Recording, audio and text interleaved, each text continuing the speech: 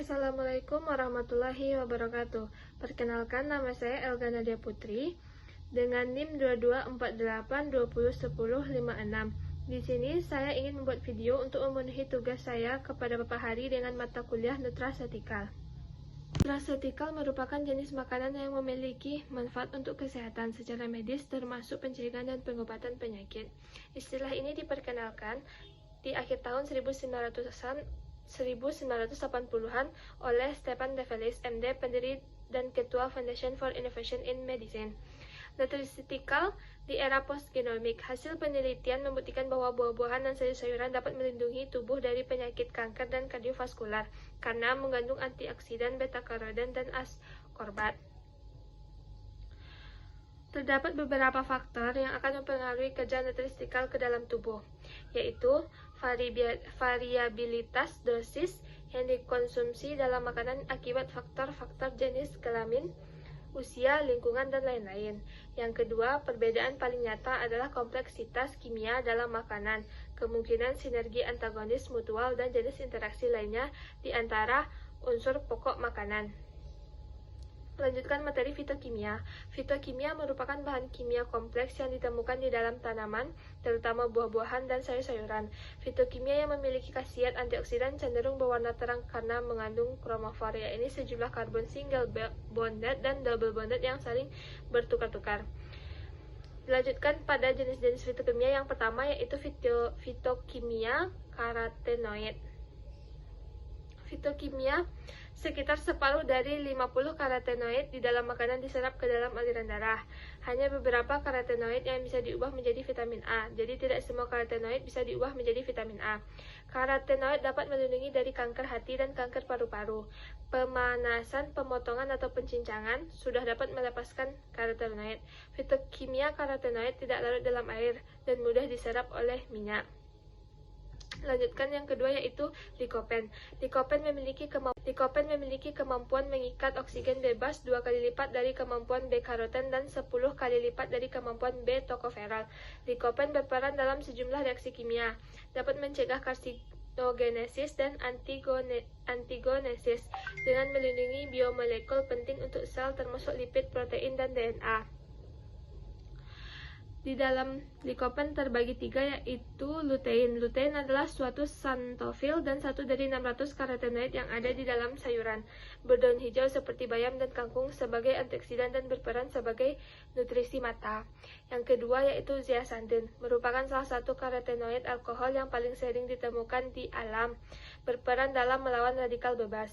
Yang ketiga, yaitu astaxanthin, tidak ubah menjadi vitamin A di dalam tubuh manusia, digunakan untuk membantu mengatasi penyakit degenerasi manula, kulit keriput, dan kerusakan kulit akibat paparan sinar ultraviolet.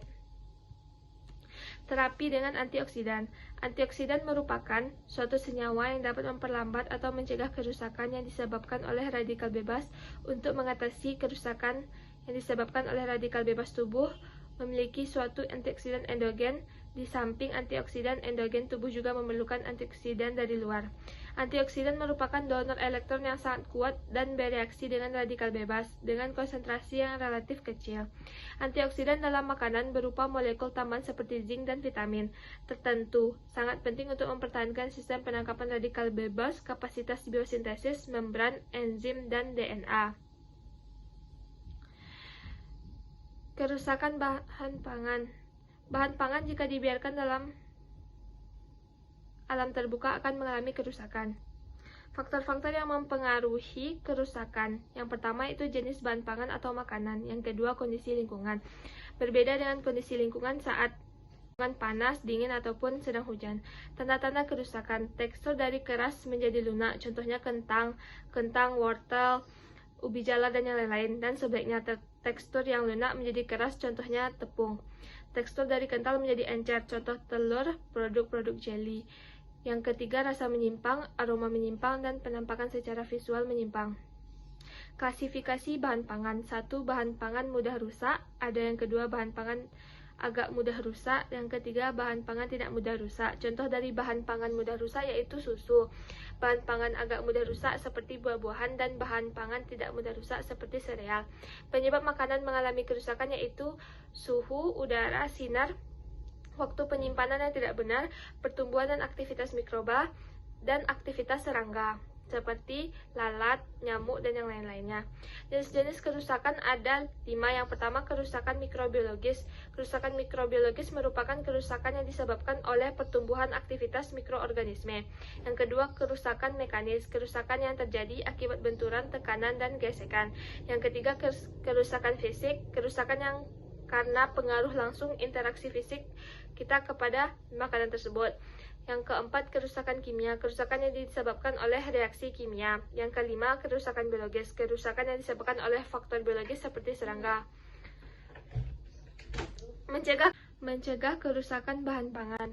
Yang pertama yaitu pengaweten suhu tinggi, yaitu pengawetan dengan menggunakan suhu tinggi untuk membunuh mikroorganisme dan mencegah kerusakan yang diakibatkannya. Yang kedua, pengawetan kimia, yaitu pengawetan dengan menggunakan pengawet kimia untuk menghambat pertumbuhan mikroorganisme yang menyebabkan kerusakan, contohnya asam sitrat. Yang ketiga, pemanasan, pengawetan dengan mengurangi kadar air untuk mencegah pertumbuhan mikroorganisme.